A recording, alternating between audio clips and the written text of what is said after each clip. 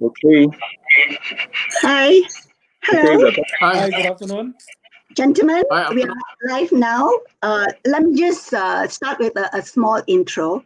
Hello, everybody, and welcome to the second edition of HProp Malaysia's virtual fireside chat.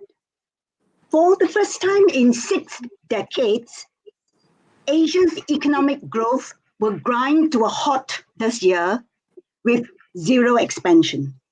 Well, such was the prediction of the International Monetary Fund issued just yesterday, April the 16th. While Asia is not alone, these are highly challenging times for the entire globe economies, of the globe. While this is definitely not a time for business as usual. The only certainty that there is, if any at all, is that it is a whole lot of uncertainty out there. I'm Au Fong Yi, and with me today are three Malaysian property industry leaders. Well, you can call them the guru of gurus, actually, whom you can safely say that these three gentlemen would have seen it all, literally. In fact, between the three of them, without mentioning their age, they would have chalked up more than a century of hands-on experience in property development. More than that, these three gentlemen have also and still are workingly behind the scene to help assist our industry to move on. The gentlemen need little or no introduction at all, but nevertheless, allow me to do the honors. And due to time constraint, I will keep the introduction to very briefly. First off, we have Tan Sri Eddie Chair. Tan Sri Eddie Chan, can you please wave? Can you please wave, Tan Sri? Yes, that's Tan Sri. Tan Sri is the chairman of Perbandaran Prima Malaysia and also president of REDA Malaysia during the period of 1998 right up to the year 2002. Next, we have Datuk Som Heng Chun. Datuk Som, can you wave? Datuk, can you wave, Datuk Som? Can you hear me? Yes, I Yeah. can hear you. Loud and Great. clear. That's Datuk Som. Datuk Som is the current president of REDA Malaysia. Safe to say that Datuk is now in a hot seat, yeah, Datuk? Yeah. Last but Yes. not least, we have Datuk Jeffrey Ng. Datuk Jeffrey is chairman of REDA Institute.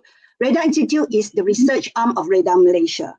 And Dr. Jeffrey is also chairing the Malaysian REIT Managers Association and was the past president of REDA Malaysia from the year 2002 right up to 2006. WHO declared COVID-19 a global pandemic on March 13, and life has never quite been the same before. The world we all used to know, or rather we thought we knew, is changing. Well, after having said that, Malaysia has emerged from crisis in the past. This time around, will the Malaysian property sector survive this mother of all crises? Before that, gentlemen, do you or do you not agree that what we are now going through is a mother of all crises? Tan Sri, you want to start? Yes. Thank you for the flattering introduction. Yes, certainly, we've been through all these crises, and this will be the fourth one that I will be going through, starting 1987, 1997, 2009, and now. Um, of course, there is a different dimension to this crisis. That is the biological and the health dimension added to what was already a very soft market pre-MCO. And in fact, we were on the verge of a small recovery, after the last house ownership campaign. We were beginning to see some sign of recovery, and now this. I I would say, the difference would be this COVID-19 issue, how we recover from that. Um, you know, the discovery of the vaccine will be the key, to this recovery, the vaccine. And if you believe the health expert, it may well take another 12 months, to 18 months before we get a vaccine or the cure for this COVID-19. And even if we are to say that the cases, of course, some countries are beginning to peak, and Malaysia no less. We are looking at, if you look at the figure, yes, there's this flattening. Yeah. Okay. These are all good signs. Okay. And even with this, I think progressively forward, I Yes. think will be slow. The progress forward will be slow. Yeah. So after having said that, do you agree that this is the mother of all crises? We don't know yet. Okay. How far, we Sure. have responded very, very quickly. Okay. Even the 1997 crisis, we thought it was going to be very severe, but we pulled through, and within 2 years, there was a rebound. Similarly, I really don't know whether this would be the mother of all crises, or it uncertainty. Another, crisis that we will have to weather through, and probably see some rebounds early next year to maybe late next year. Okay, Dr. Song, you have anything to share on this? Yeah. How bad is it? Is it bad? I think earlier on, I think I've shared with some of you through your media house as well, that this is one of the worst that we have ever seen. And, people my age, I would say it can be called the mother of all crises. But a guy 30 years old listening in, I think they could be in 30 years' time a bigger crisis than this. We won't know. Okay, but to me, to date, I think it's different. The crises are different. The causes of the crisis are different. I mean, from the 80s to the 90s, 2008, and now, I think the cause is different. But I think the effect will be the same. Economic slowdown. And economic slowdown and affecting the property market, of course. And I think recovery will also be different this time around. Given that there is complete no work for a period of time, and the exit strategy has to be right. Otherwise, it will take a while before people in our industry actually can see light at the end of the tunnel. Dr. Jeffrey? Well, I believe that it is the mother of all crises. I think simply because that we've never seen business and social activities completely shut down, not just in Malaysia, but everywhere globally. And the good part is that each governments and the central banks are reacting to inject whatever liquidity into the market. And as a result, there is that compensating stimulus that is keeping the economy, so to speak, floating. But for sure, especially during this lockdown, the experience of seeing literally a sharp drop in revenues and sharp drop in cash flow is something that I personally have not experienced before. So this is something that I think if we can all get through it, it will be quite an experience with probably a lot of support from the authorities. That's an interesting point. When you see a lot of support from the authorities, maybe you can explain and define that a little bit. So, I mean, as it is now, like in the Malaysian context, we are seeing that 260 billion support that will be coming into the system. And if you look at the European as well as the Americans, they're talking about pumping in, by the trillions. As a result, I think what is probably more worrying for me is that whilst the population and the private sectors are being bailed out, governments are borrowing big time to support this stimulus. Then the question is that if the government's own balance sheet and its budget deficits are not strong, they themselves, who is going to rescue the government, which is the next agenda that I think none of us would know at this stage. So what we're saying is, I'm actually a little bit not so sure actually. You're saying that we should be doing more, or we should be doing less, or we should be watching? Well, the reality is that survival is very key to every economy now. I mean, Yeah. what we don't want to see is that if liquidity is not put into the system, monies are not put, into the rakyat's pockets so that they can survive, and you will find that bankruptcies and liquidation will very likely be coming in. So I think it's a dilemma of there's no choice but to do what they are doing and hoping that once it's contained, things will get back to normal. Gentlemen, if we just take a quick trip down memory lane, the 1987 crisis was different. It was the stock market crash, right? And in 1997, we have the Asian financial crisis that was triggered by the unpacking of the butt to the US dollar.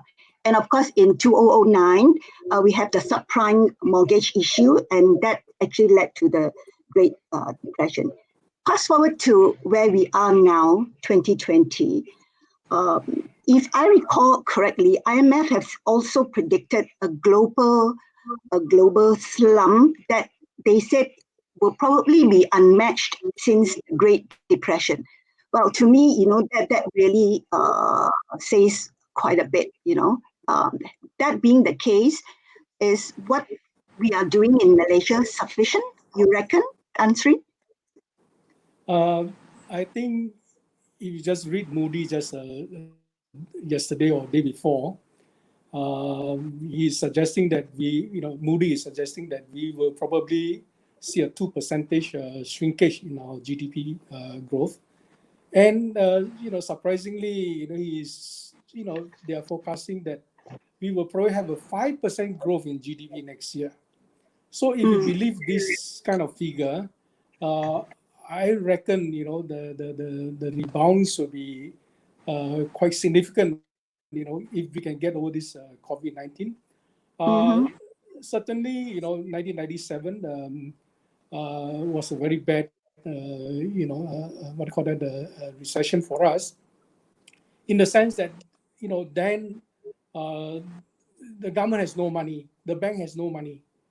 But in our present scenario, I believe, due to the cooling measure, the curving measure, instituted since 1997, and the banks, lending measures, or the curbing measures, cooling measures, and those measures were reinforced in 2009, and there were tighter measures being put in place. So in that sense, I believe our financial system is quite strong. The bank, I believe, from a layman point of view, I believe the bank is very strong. It's different from 1997, where the bank, was scrambling for money and all these things. Interest rate went up to 23%, 24%. Developer were told that they are not to be given any money. Revolving credit, withdrawn. Any overdraft not used, withdrawn. All the loan were withdrawn. So those crises, I believe, are even more severe than what we are today, in the sense that our bank, I would say, have been, been weathering all these crises, and are much stronger today. And for our government, I think the deficit, we have brought it down. To put it up a little bit more, I believe we have seen 7% deficit. Now we are looking at maybe 4.5%. I think, I would be, if you like to put it another way, I would be like Mahathir, I would be very gung-ho. I would be, because what we want is economic recovery. Economic recovery will take care of everything. Even in 1999, if you can remember, Mahathir called it a tax-free year. He instituted a tax-free year, and whether we can do that again, a tax-free year maybe next year, or maybe withdraw SST, take away SST for next year. That will help the industry. That will help the macro economy. I believe these are some of the things that can be done. You take away SST and may well be a good time to reintroduce it 1 year later or 2 years later, replace it with GST. I think these are some of the opportunities that arises for this government to look at, because there are now discussion whether GST is more effective than SST, and certainly I think on the ground most people believe that GST is a more effective way of revenue for the government. Sure. Yeah, that's macroeconomics. Let's zoom into a little bit more on property development, which is actually the subject of our discussion today. Dato' Som, is the government doing enough to move the industry? Can the industry be moved in the first place? I think at this current time there are a few issues here. We talk about the MCO. This is something we have not ever seen before, where there's complete stop of work at our site. We have no billings. Okay, so effectively turnover for this month, April, is probably zero for everyone because our turnover is based on work done. Cash flow is affected, and more importantly is how can we recover from here and onwards. And I think I've been sharing and also discussing with many developers on what they are doing at this time in terms of sales, what they are doing in terms of getting their people ready to go back to the ground. But meanwhile, we are also discussing with the government on various aspects. First, I think many developers out there are worried because of this stoppage of work. Those that are due for delivery, example, they're due for delivery in March, April, May, June, July, August, and probably up to September, we believe they will be delayed. Okay, their VP date probably can't be met, and then they will incur LAD. Okay, similarly, buyers are also affected because of billing that we sent out earlier, and even if we send them completion today, they are not able to fulfill their payment within the 31 days that's given under the S&P. So we have asked the government to look at invoking a temporary measure bill for COVID-19, okay, something similar to Singapore, so that we will prevent a lot more litigation going forward. Okay, third part that we are doing is actually after taking care of this, to bring back the business. That's where from Monday onwards, construction sector have been allowed to apply, and activities can come back. And this is part of the exit strategy as well. I think if everyone think that today is the end of the MCO, example, MCO is going to end on the 28th, and if everybody thought that on the 29th, you can just rush out there and do whatever you want, I think you can forget about it. Okay, the coming back will be also on a gradual basis, and this is preparing the industry, okay, to know what is going to be the new normal. As the PM has said, this is a new normal and something we need to embrace very quickly and understand. And then after that, we are telling the government, okay, like Tan Sri Adi said earlier, we are already suffering over the last few years because of overhang issue, and we actually saw a bit of light at the end of the tunnel given the HOC last year, and we managed to actually sell about 43 billion worth of property. The normal year is only about 20 billion, so it was quite a success, I would say, in that aspect, and managed to bring down some of the numbers. But given the current scenario, we need further stimulus from the government. It will not be physical. It will not be physical. Government need to not dump in money. But what we are asking is government to look at some of the incentive to bring back the home ownership campaign, to remove the RPGT, okay, which the government has done in many instances. I can quote you the number of years that RPGT have been amended since the 80s. Okay, I will highlight that later on. We also asked the government to actually extend the loan tenure to 40 years for property below a certain value, say below $1 million, to extend it to 40 years or age 70. For property below 500,000, government give a special loan at 3.5% or 3% or whatever it is. And then we ask the government maybe to allow at this time to bring back interest capitalization scheme like the DIBS, but under control situation, where Reda has called it the Home Ownership Assistance Program, or HOPES. You know, the other thing that we hope that state government can do is reduce the cost of doing business. More importantly, going forward, reduce all the costs, waive all the charges, reduce the charges, take away the premium, reduce the premium, you know. And the other thing is we have a lot of unsold products that's out there already, like all the Bumi units that cannot be sold. Please release it now, because this can be turned into liquid capital that can be used by the industry. That's really good, Dr. Som. But I was going to bring it up later in the talk, but since you have mentioned it, we might as well jump into this. What you have just mentioned, your wish list for the government is great. I mean, the DIBS, extension of HOC, removal of RBGT, extending the tenure of loan repayment, and, maybe for the banks to also relax the lending guidelines and so on and so forth. Let's take a step back and go back to basic. Let's ask ourselves, what exactly was the problem that actually, that has brought us to where we are today in terms of the huge number of overhang? Yes, we had actually sold quite a bit in the last HOC, absolutely, that was great. But at the same time, I'm sure all of us are also aware that the overhang is still growing, right? And the basic issues, the basic problem seem to be still out there lurking. So are we looking at, solutions that we have attempted before to treat a problem that seems to be, not subsiding? Or what do we need to do? Dr. Jeffrey, maybe you can share some thoughts.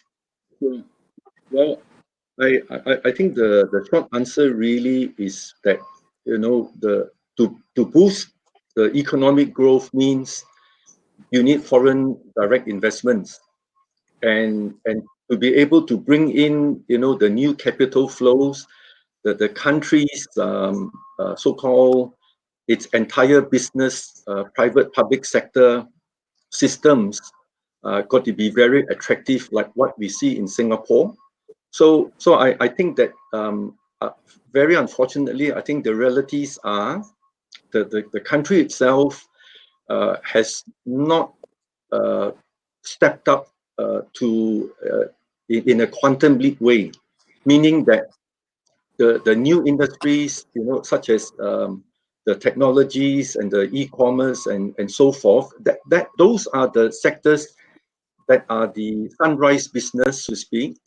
But because our innovativeness is not as strong, and perhaps maybe our workforce may not be as skillful, this effectively means that for the country to get to the next stage of economic growth, that's the only way to get out of this, so that then the whole system can feed into the property market. And right now, whatever I think Datuk Som has just mentioned, admittedly, those have been proven solutions to the dilemma that we have faced previously. But I still feel that we have to have whatever Malaysia has already proposed. I think that is good for where we are now. If we really want to move forward, we have to go right into the actual system itself, like under Radar Institute, together with Radar Malaysia, we have proposed to the government in relation to the contribution in lieu, so that whatever overhangs are caused, it is actually our own inherent system of the approvals that have caused the problem. So if we are prepared to look at all these new avenues to get out of the same old practices that we've been into for the last decades, we may have a chance in today's context to really bring in new business models in housing development. And if we can do that, it will really mean that things can improve because overhangs caused by misallocation of resources. To me, the approval for affordable housing quota, it has caused a very big mismatch in relation to demand and supply, and that's why you see overhang units, even at 150 to 200 thousand for the property, they are not saleable.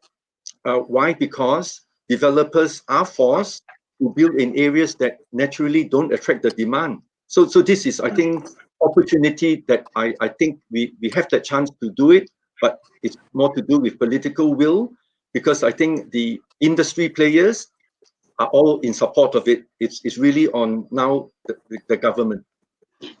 Dato, interesting point about the mismatch of supply and demand, and also, where the supply is coming from.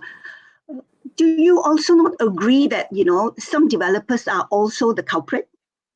I mean, it takes two hands to clap, right? It cannot be totally a government's issue. Maybe you like to differ. Okay, from the other hand to clap is actually the financing institutions. The reality is that when a property developer buys a piece of land and that's its feasibility, invariably financing will be required. Yeah. And if the financial institutions are fairly strict, as to who to lend to, how much to lend to, maybe conservative lending, perhaps that some of these projects may not be launched as fast or as much, and that may help in so-called slowing down the supply side in terms of planning. And I think that at this stage, we're trying to look at the demand side as well as the supply side, and I think both sides needs fixing in order to get things going. And I think that right now, if you talk to a financial institution, they will be quite selective.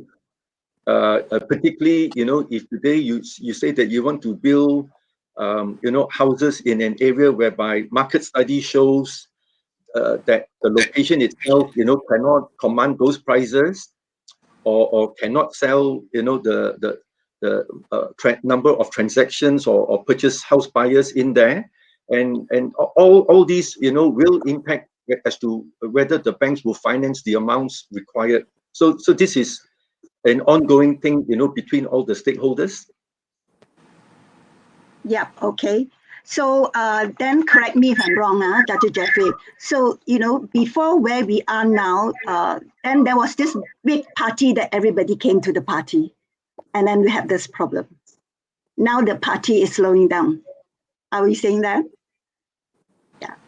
Well, this party is not a party caused by anybody other than the fact that, the pandemic is a totally unprecedented predicament that is being fixed. As what Datuk Som and Tan Sri Eddie said, I think we were actually looking pretty good before the shutdown, and from a point of view of financial numbers, I think most of us were expecting numbers to be better year on year compared to last year. So this is like a shock to our business ecosystem. Something that it's going to be not so simple to fix, unfortunately, for me. Would you say there is a structural problem then? There's fundamentally, something's not quite right, with the way that we have been operating, maybe? Gentlemen, anybody? I think maybe let me chip in a bit here. You asked the cost. What's the cost? And also, you need to look at where are the overhangs first. Dato, I think you need to come closer to the mic. I think you're quite soft. Yeah. Okay. There are a few issues relating to the cost. Okay. First is the overhang products. Okay. Some are at location that nobody wants. Some are products that definitely nobody wants as well. And also the other, we have Bumi lots that have not been released by state government. So I think we need to look at the three in one go and really know what are the real solution for it. Example, like I think Tan Sri Eddie will know, building lower end houses in location that nobody wants to buy. Second is like there are houses there, but people can't afford for that area. Okay, so it's a structural issue. Income did not meet the demand. Even the demand is there, but their income cannot meet it. Third, we have Bumi lots that probably non-Bumi wants to buy, but cannot be sold off. Example, in an area where there are more non-Bumis. So I think state government need to look at it. So there are reasons to it. And I think just now you mentioned about coming to the party. I think it's always the case. If you remember in 97, before 97, there was a stock market boom. And a lot of the companies who were making watches, clothings, came into property development. Okay, that's where the party started. And just like the stock market as well, when the Kway seller start buying stocks, you better run. So it's when the watchmaker goes into property development, that's where the cause of the problem is. But I think this time around, the government actually came in with the cooling measures after the recovery in 2009, 2010, 2011, 2012, 2013. That 4 years were a very good year, and everybody thought that developers were making a killing. So other people jump on the bandwagon coming in. Okay, but then in 2014, after government came in with all the cooling measure, withdrawal of BIBS, and the rest of the issues that were threatening the economy at that time, our government thought that if they don't do something to cool the property market, prices will run away, people will not be able to afford. But comes 2017-18, where property has slowed down a lot, but the government did not remove any of the cooling measures. So that's where, the medicine given is too strong. I use the word. Now, because we are in the pandemic situation, when you give the medicine and the medicine, the antibiotic is too strong, the government must take it away, but the government didn't. So it's also an effect to it. And I agree with you. Some developer actually did not behave the way that should be, and thinking that every day is a good day. So it never will be. So that's where everyone play a part in this overhang, I would say. There's no single party. And I think we need to collectively find a solution to it. And this is probably the best time. Everyone. And I would say that we are badly affected. But in the next 1 year, don't be surprised that property numbers, company numbers can go up because they did good sales last year, in the HOC campaign. So, the good thing about it is we have unbilled sales, different from those that are direct hit like the travel business and the F&B and the rest. So, but we will feel it much later, maybe 1.5 years from now, after economy recover, that's where we will feel the effect. I think, yes, Tan Sri. I think this, the next HOC, you look at a lot of defensive play in the sense that like 1997, we were not looking at 10% discount. In 1997, we were looking up to 30%, 40% discount of houses. I think this will bring back the investability of a lot of those overhang that we are mentioning about.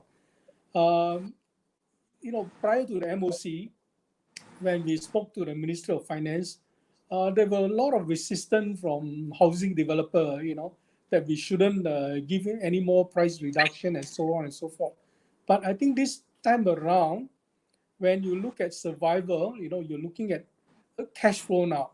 What we want to do is get back as much cash flow as possible. I think this is an opportunity to probably reduce this overhang, provided, of course, the government is agreeable to this HOC. It's going to be a survival kind of scenario. This time around, you go back to developer, I don't think there will be more resistant than previously. Remember Dr. Som, when we went to Minister of Finance, they say 2.5% reduction.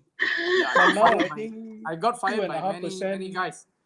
It's not doable now. I think you're looking at another 10-20% reduction if you want the next HOC to succeed.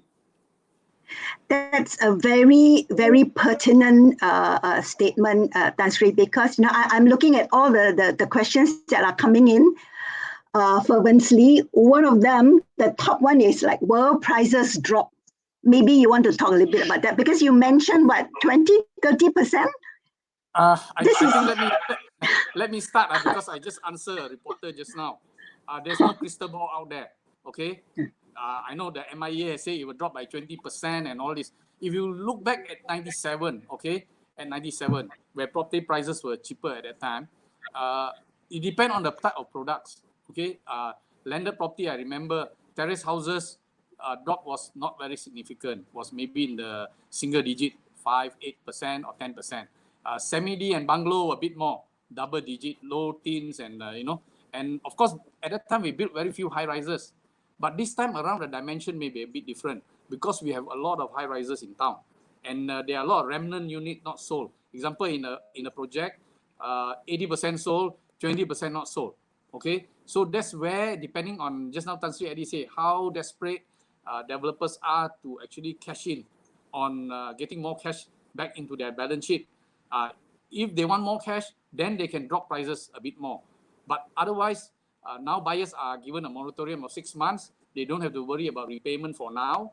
Okay, let's say next month, you ask any guys who have a mortgage, will he fire sell his house? No, I don't think so, because he got a moratorium of 6 months, even though he's out of a job. But 6 months later, we don't know. Okay, and there's no crystal ball out there. It's always an issue of a desperate seller versus a buyer who may not be so desperate. And I don't agree with some of the gurus out there telling people that it has been always a seller's market. No, it has always been a buyer's market since the last 4 years. Okay, it's always has been the last 4 years. In the 2011, 2012, 2013, yes, it's a seller's market. Okay, today it's always a buyer's market, and whether property price will drop or not, okay, it depends on after the moratorium, after the 6 months, what is going to happen. Okay, for now, there will be not a lot of fire sales unless the guy has really no food on the table at all. Because you don't have to pay your mortgage. You don't have to pay your mortgage. Yeah, but do we agree here that prices will drop? Definitely, but it's not fixing a quantum. Some guy out there say 20%. No, I don't think so. We will have to see. It's more a supply and demand. It can be more than that. It can be less than that. And it's also depending on location and depending on the type of products. I know there are a lot of investors out there already talking. I have friends asking me, hey, anywhere got good buy, better tell me. So everybody want a good buy, and everybody know where are the location as well. Yeah, because we have gone through this in 97, in 2008, we actually know. Yeah. I think the bigger figure may come from the secondary market, because like what Tadoso mentioned earlier, the unbilled sales, many of the developers still has a big unbilled sales to roll through to 2021, 22, and some even up to 23. What they probably looking out is probably to unload some of their inventory, but it's a secondary market that may well see a bigger drop, in the sense that they probably be more, they don't have like what developer had, these unbilled sales, because of this the previous HOC, where we build up 40 billion sales. There's a lot of unbilled sales out there, that the developer are sitting on, and this will tide us through to 2021, 22. Yeah, I guess if you ask the real estate agents, they will probably disagree. They will say that it's the primary market that's going to drop more, and the secondary market will be a bit more stable.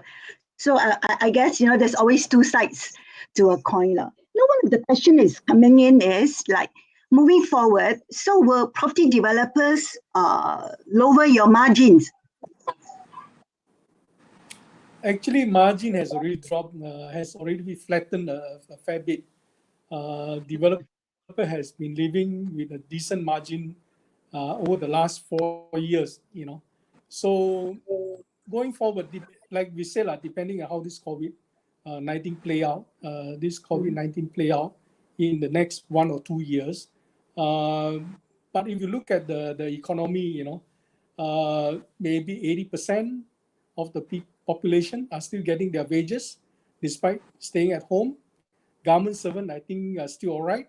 And a lot of those who, who are working for some of those corporations are still getting their wages, And if said, if MOCs to open up, although it will be slow, but I think a big section of the population are still okay. A big section of the population are still okay.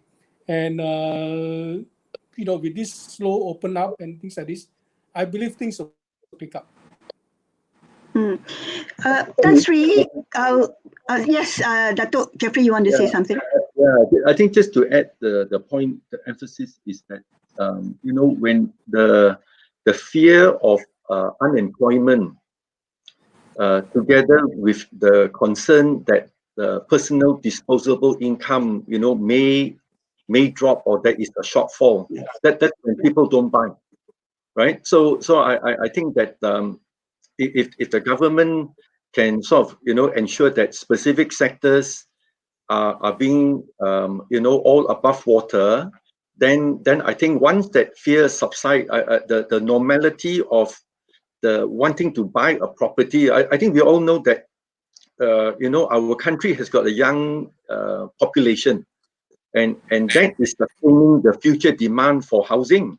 So long as the banks are there to provide the funding, financing, mortgage loans, etc., then logically speaking, the demand for houses will be there, and there's no reason to speculate that prices will have to drop. But having said that, I think it's also fair that if the developer does have some massive unsold stock, then from my viewpoint, logically speaking, profitability is secondary. I mean, what you need is to get the cash flow back in, because the worst of the two evils is that the day that you cannot meet your obligations in your financial commitments or your operation commitments, that's when the problem starts. So I think developers, should know where their priorities would be. But I think I totally agree with Dr. Jeffrey that cash flow is the most important criteria now for any company. So cash flow will override profit in this instance. Yeah. Gentlemen, let's just take a step back to 1997. Tan Sri Eddie, you were at, the forefront of, organizing the country's first ever HOC then, right? But like what has been pointed out, the scenario back then and what we're going through now is very, very different. So I'm sure there were lessons learned from 1997 and even during the two crises after that. How different is the scenario? I mean, I guess what I'm trying to say is, would the kind of medicine dished out those days, would they work for us right now, you reckon? I think it will still work. Of course, we recover quite fast. In 1997 by 2000, property were already picking up, and right on to 2005, 2006. Before the subprime, we were doing very well, and with the subprime, property did come down, but very fast. It was more or less a V-shaped recovery from 2009. We shot up again. I think it will work because, like what Dr. Jeffrey mentioned earlier, we have a young population. The demand is there. We have a house-owning culture. I think what we need is a continuous support from the bank. I think the bank are in a good position to support us. But of course, then again, you talk of pricing, you talk of mismatch, you talk of how far down can we bring down the mismatch, the surplus, the overhang. I think these will be issues that will eventually determine how fast we recover from this current pandemic and the current downturn. But nonetheless, I believe strongly that we will recover. I believe the government still has some ammunition that they can use to in terms of their fiscal intervention. I believe that give us a couple of years. I think we will again see good time like what we during '87. I think most of the developer that you are seeing today are survival of 1987, survival of 1997, survival of 2009. I think we are still here. I think lesson learned from the three crises. I think was stand us quite well in moving forward. Yeah, but after having said that, there are certain names that have since disappeared under the radar, Tan Sri, right? We all know that. But there are not so many of them. Yeah. You You know can what? name them Yeah. on one hand, Yeah. in one hand. You- I think Yeah. most of us are still here. If you look at, the Sam Darby, the IGB, the Tan and Tan, the one Utama, we are all still here. I think the main players are still here. Of course, there are always this fly-by-night developer who disappeared. The one-off project, the two project kind of a developer who now gone to other businesses. But nonetheless, I think majority of us are still standing. Well, just to share with you, I have a personal friend who actually, whose family bought into 3 units of a project on the outskirts of the Klang Valley more than 10 years ago. Until now, they're still paying the mortgages faithfully every month. It has not been lifted. There's no tenant, there's no buyer. So, quite a number of sad stories out there as well. Yeah. Yes. Okay. Dr. Sun, something that you said that intrigued me. You seem to mention quite a bit about the extension of HOC, right? To me, feel free to disagree with me. HOC is like a cheap sale, but surely a cheap sale cannot go on forever and never and ever, right? Something's not quite right. So is that the right route that we are trying to take? Okay, first I disagree to say that it's a cheap sale. Okay, everybody think that it's a cheap sale because we have to give a 10% discount. Okay, but otherwise today without the HOC, if you walk into any sales gallery of developers, I'm very sure you can get that discount, if not more. Okay, that's where we have some issue with banks as well. Second is actually it's not when we mention HOC is the name coin for it. You can change the name, but more importantly is government coming out to help the buyers to reduce their financial burden, because it's where the government give the stamp duty waiver for the loan instrument plus the memorandum of transfer of the land title. So the outgoing for the buyers will be reduced substantially. Otherwise they have to pay from their own pocket. This amount is not paid by developer but paid by buyers. So you can change it to another name, say what you like, don't organize any home ownership campaign, okay? Just call it stamp duty waiver, is to help the buyer. So what we're telling the government is come up with something that will reduce the burden of the buyers, the financial burden of the buyers. So there are two sides of it. One side, you help the developers. Another side, you help the buyers. But in all the measures that we have announced, okay, are to help the buyers. Like RPGT, who benefit from it? Buyers benefit from it. Okay, loan to value cap, who benefit from it? Buyers benefit from it. Longer tenure, who benefit from it? Buyers benefit from it. Okay, lower interest rate, who benefit from it? Buyers benefit from it. It's only we are telling government reduce cost of doing business. That's the part that actually help the developer. But it's normal. If our input cost is high, who bear the cost? Buyers again. So indirectly, you're actually helping the buyers. What we are telling the government. So don't call it the HOC this time. Maybe we can run a competition and coin another name for it. But we thought that since Tan Sri Eddie started with Dato Jeffrey and many of us those days, we thought we continue with this name, which is actually a good name and something that people can remember. Okay, so basically it's about reducing the burden of the buyer out there. So it's not so much of giving a discount. Today you walk into any developer's office, okay, and say you want to buy that product, and I'm very sure you won't buy it at the price that has been fixed. You will definitely get a rebate, a discount, or whatever you want to call it.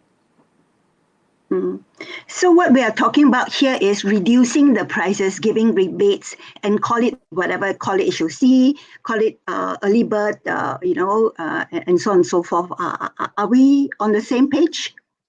Yeah, I believe so. But then the main thing is to reduce the burden of the buyer. So, yeah. Okay, when we say, one of the reason is. Yes, Dato'. Okay, one of the reason is buyers have to come up with the differential sum. Okay, assuming they have a certain percentage of the loan, so they have to come up with the differential sum. These are money that they save over a long period of time. So at the same time, they are burdened by stamp duty that they have to pay, legal fees they have to pay. So there are a lot of outgoings there they have to pay, that they have to save. Okay, given that most of them are the younger group of buyers, the first-time home buyers. So this will actually help them. So it's not so much about the rebate or discount or whatever. So at that time, we say it's up to the developers to give whatever discount or rebate that they want. But the recent HOC 2008, 2009, 2019, 2018, what the government did was insisting that we give a minimum of 10% discount from the approved KPKT selling price. That was mandated minimum. Of course, developers can actually give more. Okay, if you don't give, then you won't be entitled to this home ownership campaign benefits. That's a stamp duty waiver. Yeah. Just want to clarify on this point. Yes, next HOC will have a different dimension. I mean, the similar dimension as in 97, where property was, from a non-productive segment, it was turned into an engine of growth. And this is essentially because of the linkages that the property has to the rest of the industry. And in fact, 1997, 98, where property was made the engine, one of the engine of growth, it created a lot of interest and it built a lot of confidence. And from that confidence, there were a lot of feel-good factor, the feel-good effect, came back slowly.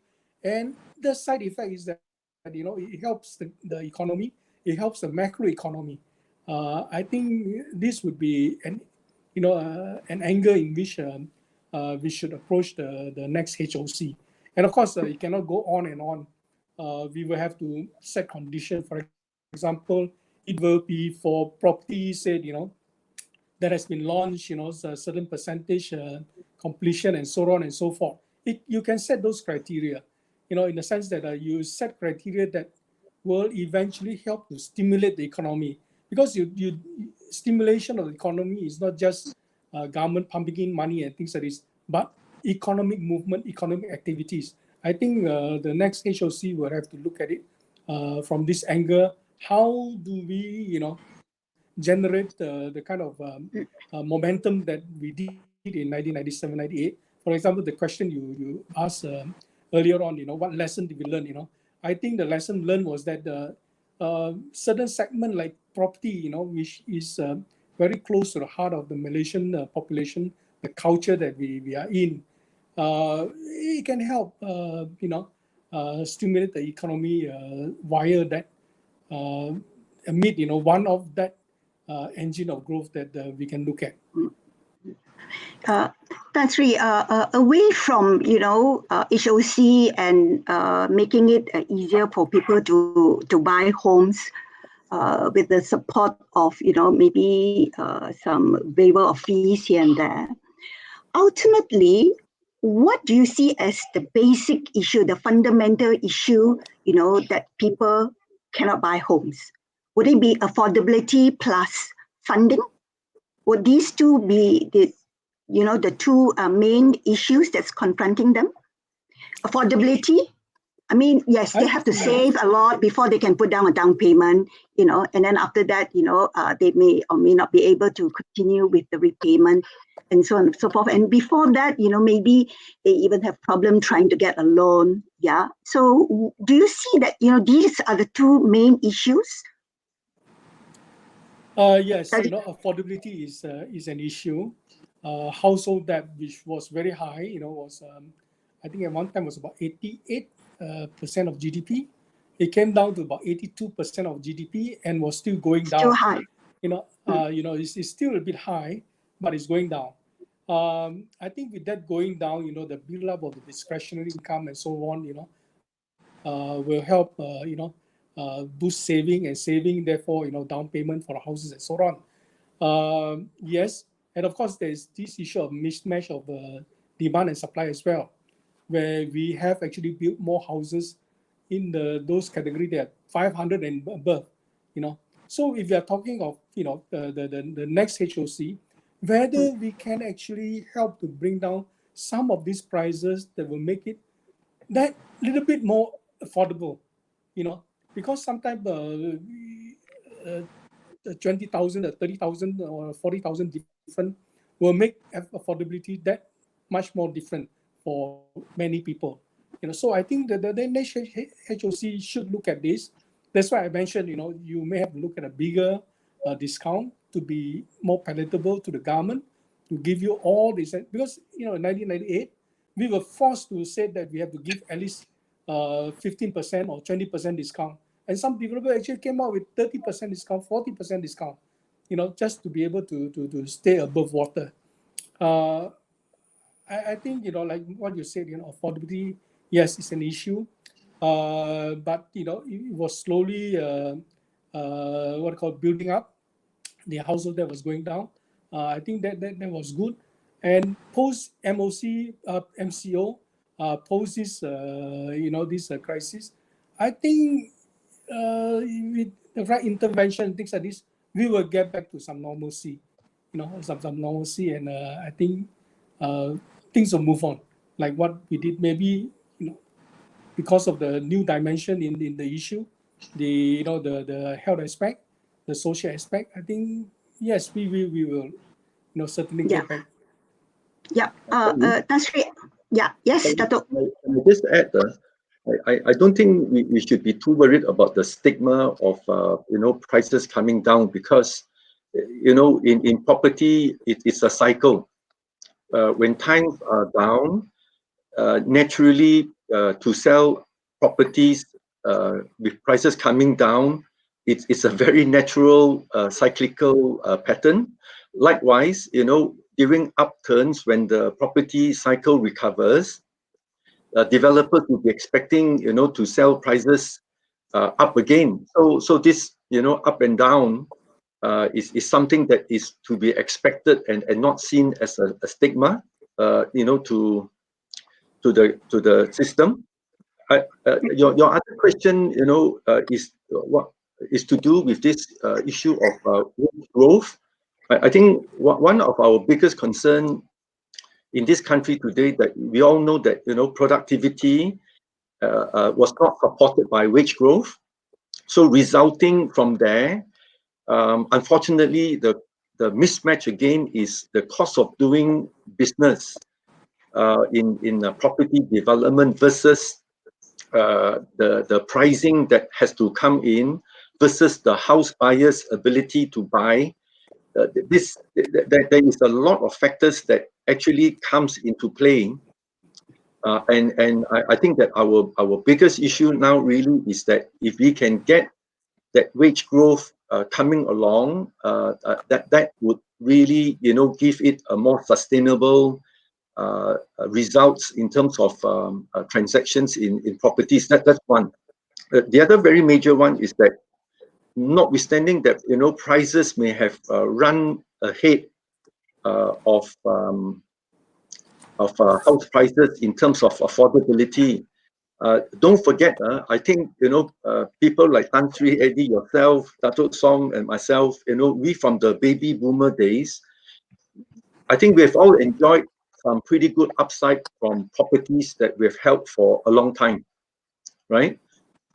So what, again, some of the proposals is that it would be good that, parental help to by way of helping the younger generation to be able to afford, some of the equity, a portion, let's say if the LTV was 70%, then, 30%, the parents may be able to come up with some money, but some form of incentives from the government would be good to help the parents support, the children to buy properties.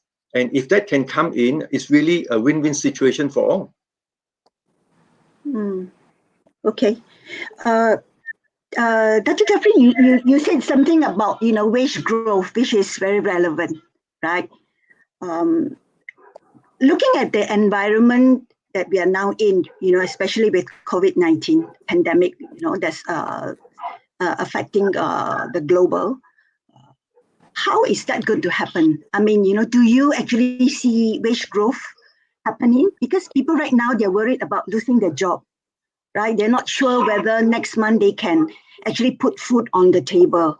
So I think, to talk about wage growth now maybe is a little bit optimistic. What are your comments? I fully agree. I think if anything, we have heard, enough corporate announcements that says that there's even pay cuts, let alone you're talking about, growing wages. But I think, between the wage growth versus not even getting a job or the fear of losing the job, an existing job, is even more scary. Yes. So I think the reality now is that, as we've all said, I think the focus is to keep everybody above water, hoping that when, confidence comes back and business normalize, things, if we have a bit of stimulus coming in, I'm still hoping that there will be enhanced a stimulus package for the property sector. And if that comes in, hopefully Radar Malaysia, and all the stakeholders will be able to come up with something that, really can reignite the property market again. Yeah. That's one word that I picked up, Dr. Jeffrey, that you mentioned about normalized. Now the word out there is like, this is no longer normal. We are, even post MCO, we are looking at a new normal. So applying that change of mindset to property development, property buying, and, property lending, and so on and so forth. Do you see a change in what has been done traditionally in the industry in terms of selling, in terms of getting a finance? Does that need to be a change? Maybe, we just go around quickly, three gentlemen. Tan Sri? Yes, I think even in this time, there are still people making money, so to say, Certainly the majority of us are staying home, not doing anything, but many are still drawing a salary.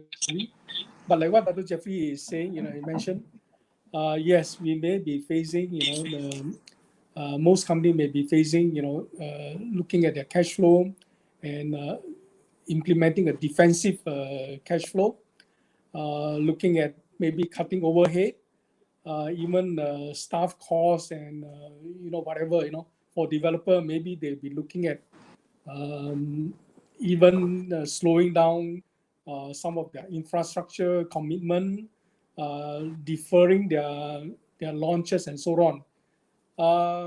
But I believe these are all temporarily, like the last three crises that we went through. Again, like property, like what Dr. Jeffrey mentioned, is cyclical. I think it still applies here. And you may call me a super optimist. I believe like the last three crises, the next high is going to be higher than the last high and all the preceding high in terms of prices, price growth, and all this sort of thing. So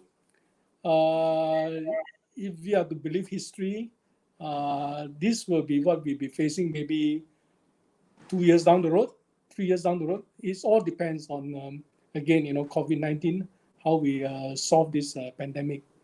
Yeah. So there's a caveat there, right, Tan Sri? it depends? I think we will find something. The vaccine will come. Yes. There are some people very confident within 12 months, within that kind of period. I Yeah. think that is still doable. That is still within the tolerance of a total collapse of the world economy and the world recession, or even the 1929 depression. Yeah.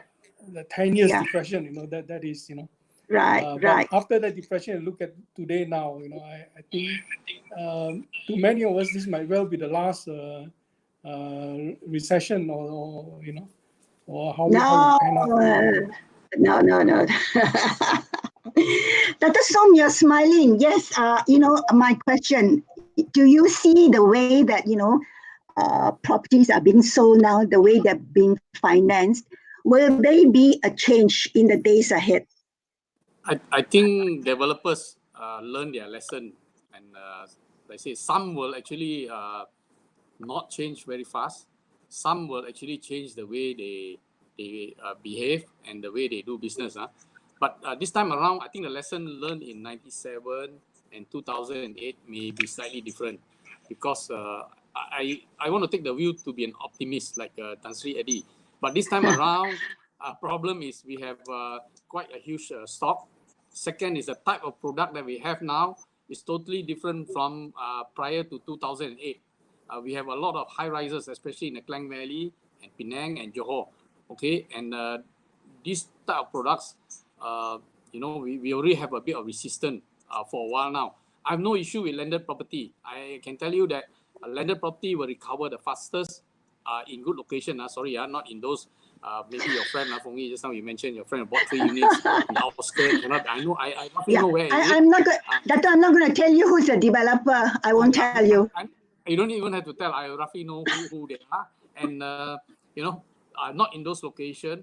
Otherwise, I tend to want to be optimist, but then I think this will take a bit longer. Second is how effective the medicine government is giving to all of us to revive the economy. I think you can see from all crises, government spending, government throwing money. Even the US, this subprime, Obama came in at that time, and QE started, flooding the market with cash, with money. So if the economy can recover fast enough, okay, property is always lagged to the real economy and we believe that given we have a bit of overhang, the market may come back in 2 years, 2.5 years, maybe from now, because this time around there's a complete stoppage of work, and the exit strategy may take a longer while. Yeah. Okay. Yeah. Yes, Dato'. But we're talking about whether or not there's a need in how the industry functions, besides the fact that government. Sorry, we lost you there. Yeah. Yeah, Dato' Som, yes, you said something. Okay, maybe move on to Dr. Jeffrey. Dr. Jeffrey, do you? Okay. Yeah. Can you hear me? Can you hear me? Now can. Yeah. Now can. Okay. Hello. Yes, can. Good. Yeah. Maybe Dr. Jeffrey. Yes, you want to say something? I was just going to say that with the new normal that is happening, which I think is something that we'll have to live with as we move forward. Very clearly, all these video conferencing in marketing, like what the Age Prop is currently doing, to even have a session like that instead of one that everyone gathers in a hall. That using technology to basically give all stakeholders a more comfortable way of making decisions, whether it's to buy properties or on the seller side to sell the properties. I think these will be the trends that I think will come. I think the example here is I think in Australia, with the lockdown, even though in you're not supposed to be visiting home inspections and all that. The property agents are providing you literally, a virtual reality for you to walk through the whole property, and only if you're comfortable, then you'll be, appointments are made specially to make the visit during the lockdown. So I think that, after our lockdown is lifted, we may have to continue to innovate to ensure that, marketing the more efficient way may be the way to go. Yeah. So we are talking I about think we also. already have a new phenomena in terms of the way we sell property. In those days we advertise, we take out pages and pages of advertisement, but today we have now gone to agents, and agents, for many developers, they are the one that are doing the sales, and these are the one-to-one contact, and probably you talk of the social distancing and all these things. This may well be one of the way, that will be institutionalized in the sense that agents will be your main driver now in terms of selling property, which already is happening. Not property website, Tan Sri. I'll lose my job, Yeah,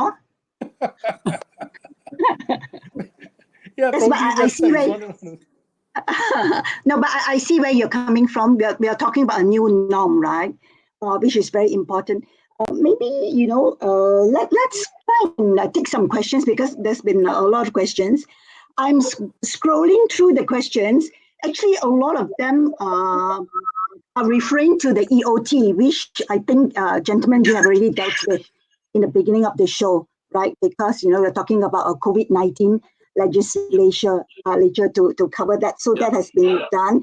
And of course, people, they want to know whether prices are going to come down.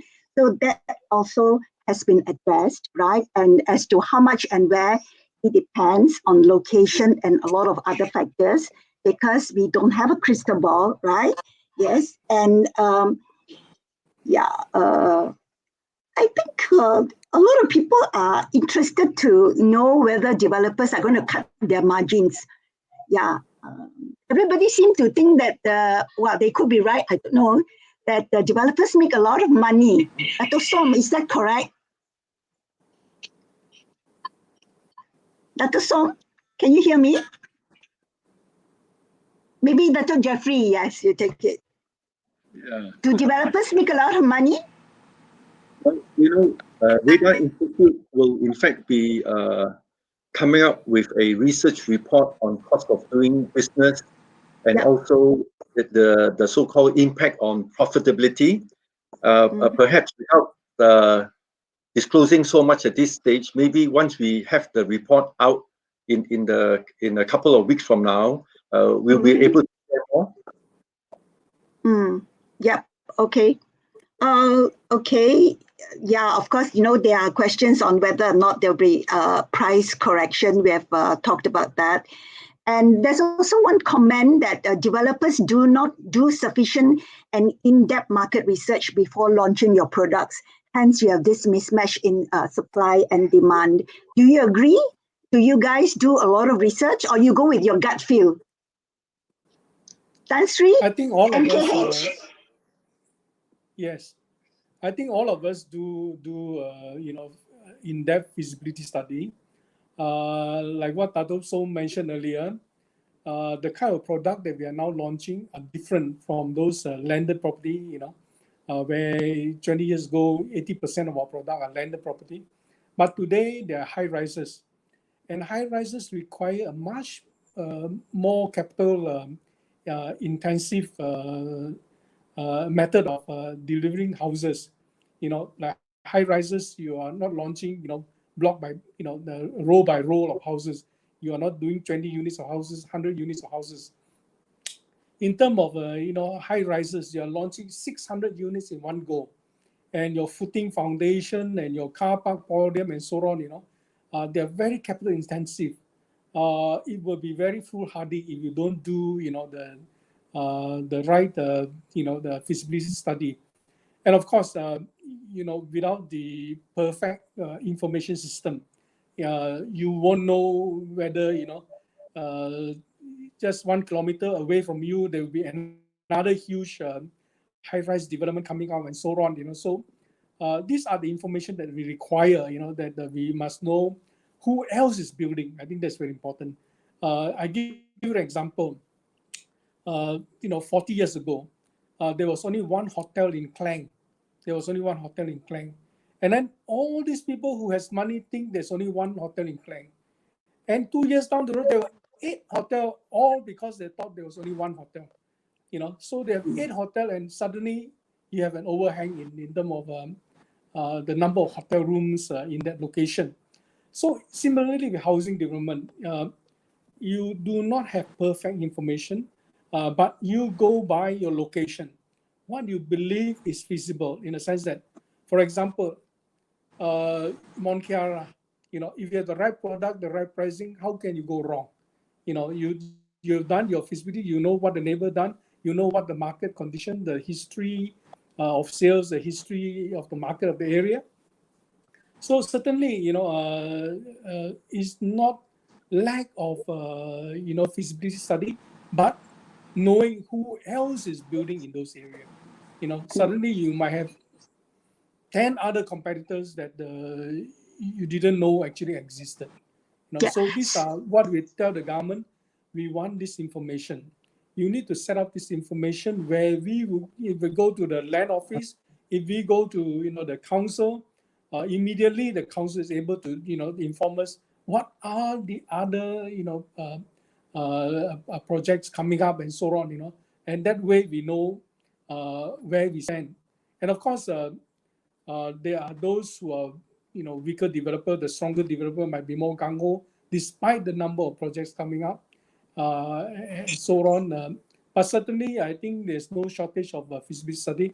And beside that, when we go to the bank too have their own due diligence before they lend us money.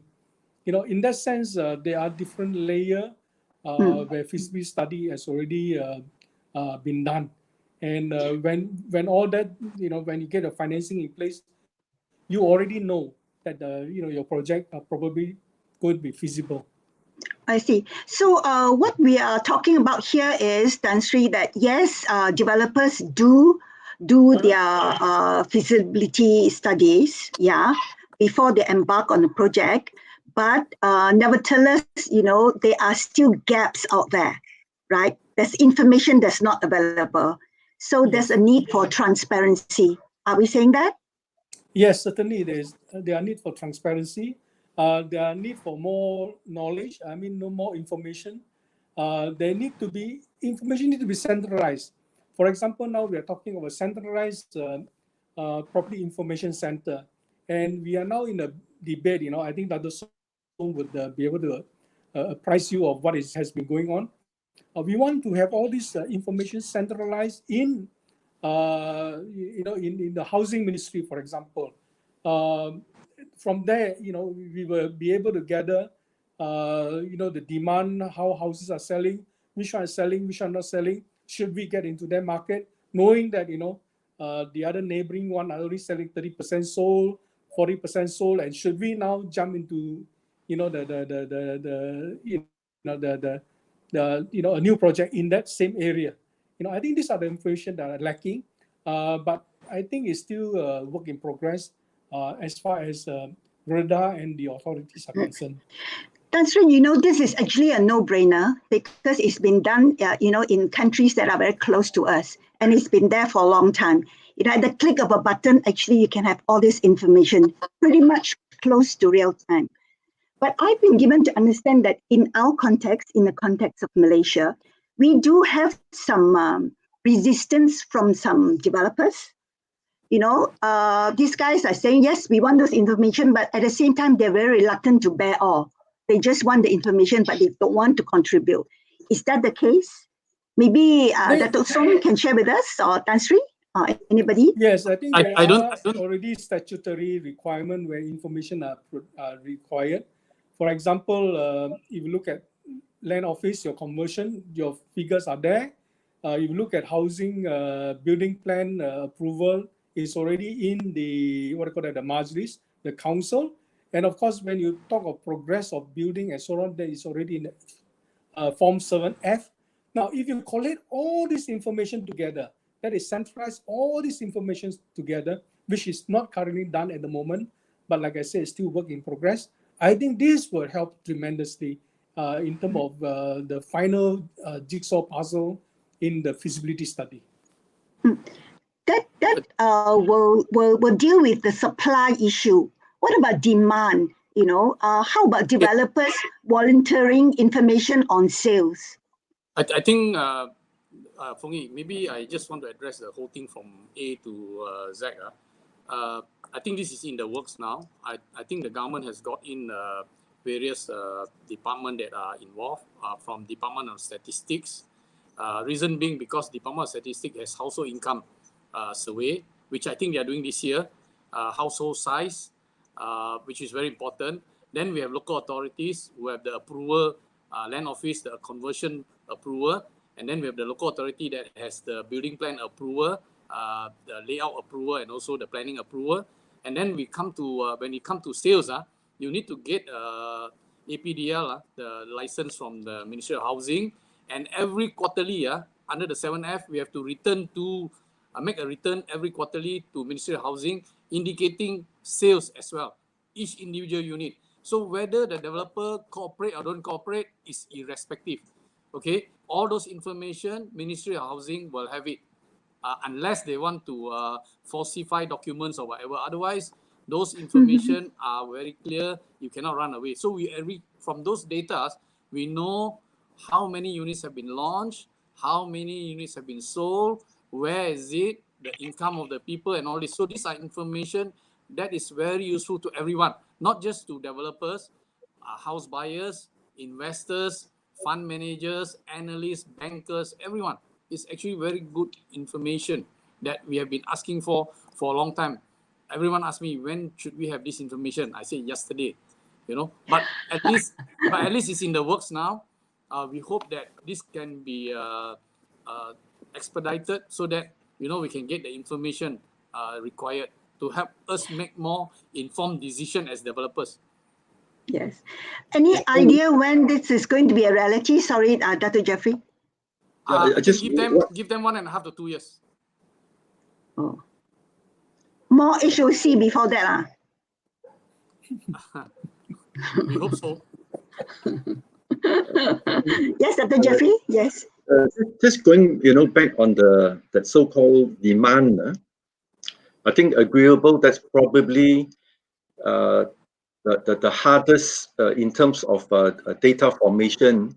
But I think right now, most developers, I think especially the more experienced one, if they are going to be committing, new dollars, and you do realize that these days, especially for strata type development, every project, the amount of money sunk in is very big in terms of quantum.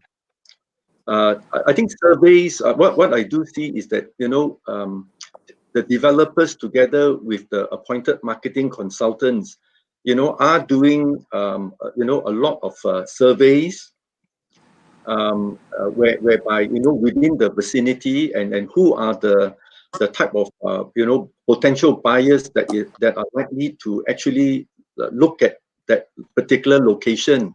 And I think that the more information that can be gathered there would be something that those so-called consultants that do feasibility study, for banks, and I think that for sure banks today, under the prudent lending policy, for sure that before monies are being loaned out to the developer, the feasibility study got to clearly show that at that certain price that they're selling at, and based on the type of product that is being offered, the survey would show the realities of the success of the project. And I think it is from there that probably this demand information or data would need to come out, to support, a lot of these so-called projects that are launched that don't get into trouble, because of that mismatch problem. Right. Yeah. Maybe there's actually one question here. This gentleman, obviously a developer, is asking, is REDA going to ask the government to review the statutory period for completion of projects? Dato' Som? On what? Som, Because yeah, whether or not REDA is going to ask the government to review the statutory period for completion of projects. Right now it's 36 months. I think this is related to, again, current problem of MCO, the extension of time. So if we got the temporary measure bill, I think for now, if the government come up with that, then that issue will be resolved. Otherwise, we have already told government, and government has, through Ministry of Housing, came up with a template, okay, where enable developers to submit for extension of time. I think I covered that just now. Okay. Second is the amendment to the Housing Act. I think this is probably from a developer. I think it's in the works now. We are actually currently amending the Act 118. We are also amending the Strata Management Act together with it. But then the Mother Act has to be amended first, so that the rest will fall into place. And in this instance, we are even looking at a sunset clause apart from increasing the time. I think from 36 months to 48 months, 24 months to 36 months. But it could be also a sunset clause where there's a long stop and developers are to fill in the number of years or the number of months required.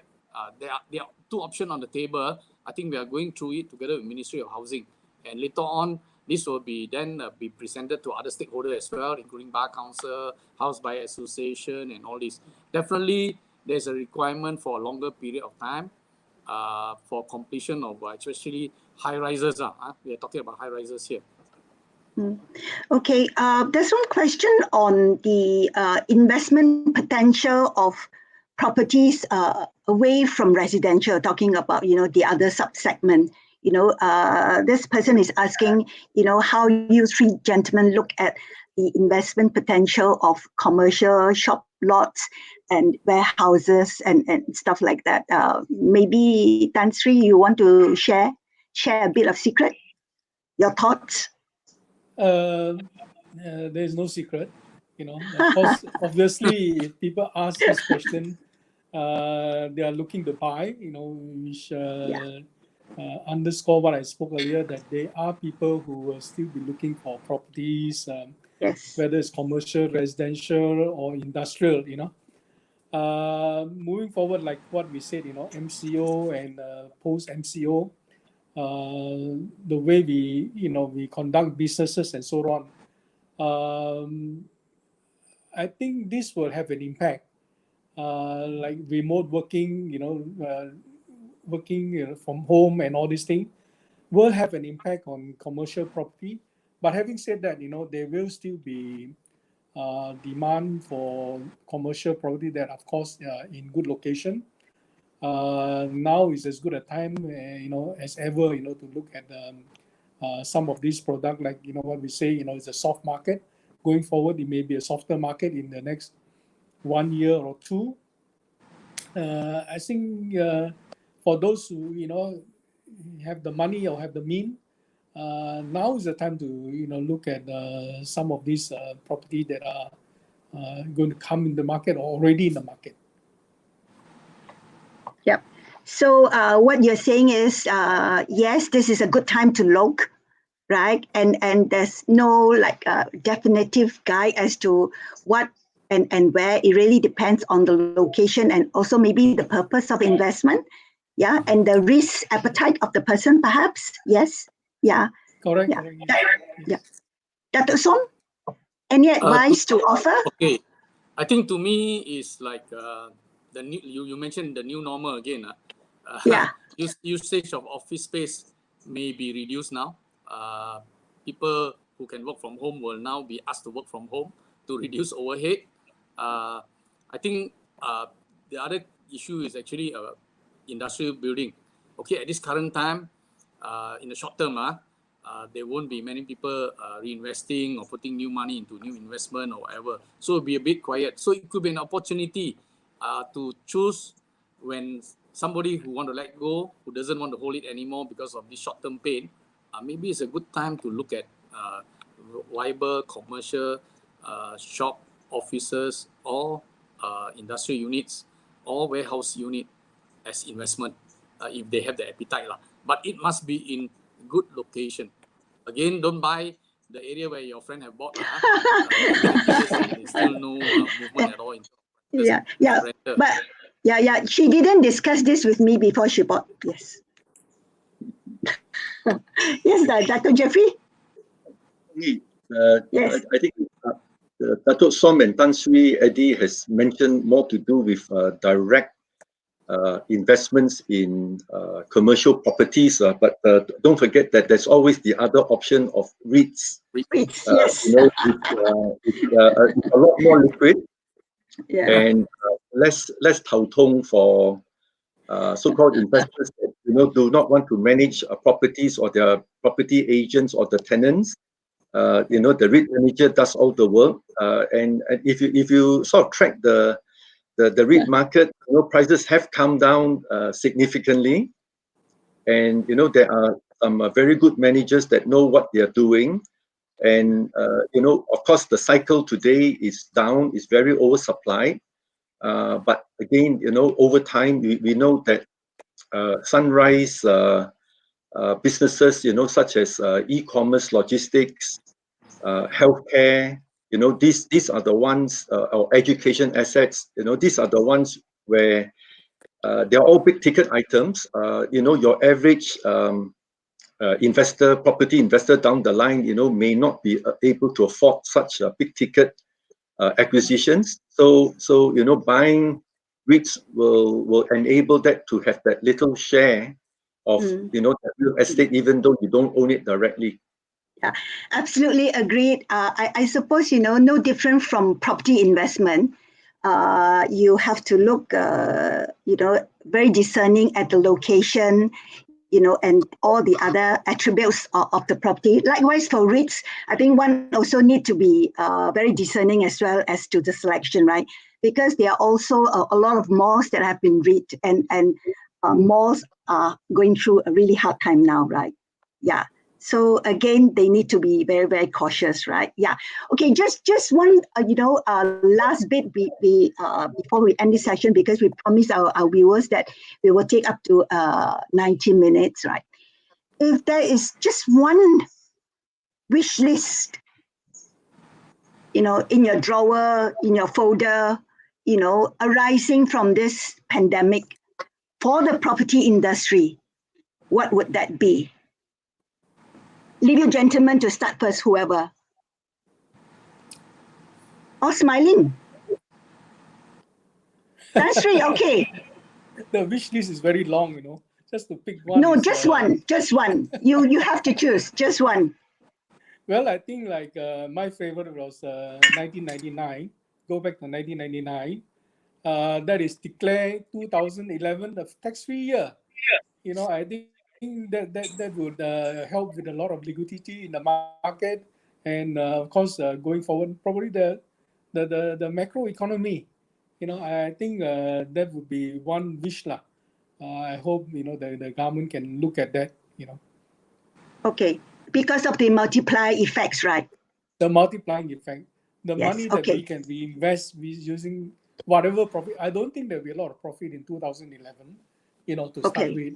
But whatever that helps with the cash flow, this will be reinvested, and of course, housing and property, having a big multiplying effect, will do a lot of good to the economy. And of course, the confident building factor will come in, the feel good factor and so on. I think that would be an interesting year, and for everybody, and something to look forward to. Okay, yes. Dr. Song, one on here. One only. I think Yeah. I also tend to agree that because we are in the transition, thinking of, in fact, I've raised this up to the working group in the EAC. If we are going to take away the SST and move to GST, this could be the good time because it will be a tax-free period for all of us. In fact, I've actually highlighted during the working group in the EAC. But the thing is, the word SST and GST now, I think still a bit taboo at this current time. So we don't say. But like what Tan Sri said, maybe give an outright tax-free year. Don't even bother about whether you're going to transition between the SST and the GST. But if there is a transition, there will be a tax-free period of 6 months or whatever. Remember? So that was the last I highlighted with the working group in the EAC, in the PM's department. And hopefully, this is something that can actually help the broad economy, putting back more money into businesses. And the aim, at the end, the medicine by all governments is the same. Spend more money, okay, pump prime the economy so that the economy will grow. And like what IMF has said, we will grow by 9% in 2021. If we really grow by 9% in 2021, it'd be fantastic, for the whole of Malaysia. But that we need to see whether it will happen or not. Yeah. Dr. Jeffrey, last but not least, definitely, yes. We've saved the best for the last, yes. Sure. If you look at the budget dialogue and consultation that Radar has been attending over the past so many years, what I've noticed is that the goodies that comes out for the property industry has been very targeted towards only a certain segment of beneficiaries, and I feel that the wish list I hope that the government can consider is that whatever stimulus package that comes along, which is really needed, it has to be broad-based. Broad-based in the sense that an example would be that RPGT. If you can sweep it across, basically, all types of properties and not just confine it only over applicable to a certain segment, then I think that the final impact on the stakeholders will be very broad-based, and then that will filter down into the economy. So what's important is now, rather than the same old very specific targets, which I can understand why they're doing it then, but in times of new normal, you have to think it in a bigger manner, so that then a lot of an example would be let's say if you say stamp duty waiver, don't restrict it only to affordable housing. It can be there's been so much focus on affordable housing. It's like developers have almost forgotten how to build the non-affordable or not so affordable housing, because like we all know,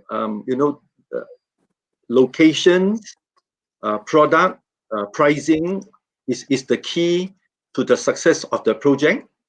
And if those so happen to be outside the affordable threshold, a stamp duty waiver that can be applied across the board to all sorts of properties at all price range would be fantastic. I think if that can happen, it would be a good wish list to cherish.